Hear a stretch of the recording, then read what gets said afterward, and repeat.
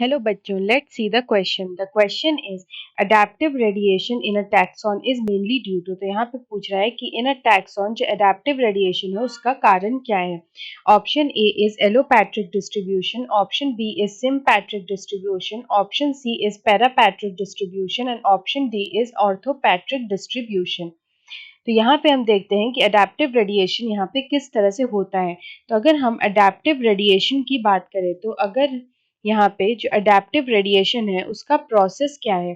तो अगर हम सपोज करें कि कोई एक पॉपुलेशन है, there is a certain population और यहाँ पे ये पॉपुलेशन में जियोग्राफिकल आइसोलेशन हो जाता है।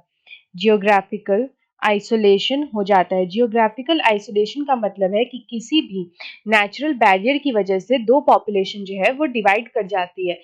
तो यहाँ पे अगर हम देखें कि सपोज ये एक पॉपुलेशन ऑफ स्पीशीज है, this is a population of species, लेकिन क्या हुआ कि कोई भी एक रिवर के ब्रांच की वजह से, सपोज अ रिवर ब्रांच्ड, यहाँ पे कोई एक रिवर की एक्स्ट्रा ब्रांच हो गई and it pass through this area. तो यहाँ पे क्या हुआ कि ये दोनों पॉपुलेशन जो है आपस में डिवाइड कर गई। इसको हम लोग बोल सकते हैं पॉपुलेशन 1 और इसको बोल सकते हैं पॉपुलेशन 2। और इस रिवर ब्रांच की वजह से यहाँ पे ये दो पॉपुलेशन जो है वो यहाँ पे डिवाइड हो गई। तो क्या हुआ कि जब यहाँ पे जियोग्राफिकल आइसोलेशन हो गया, तो जियोग्राफिकल आइसोलेशन की वजह से यहाँ पे जो स्पीशीज है दे इवॉल्व। यहाँ पे ये स्पीशीज जो है इट दे गेट इवॉल्व और यहाँ पे इट फॉर्म्स न्यू स्पीशीज।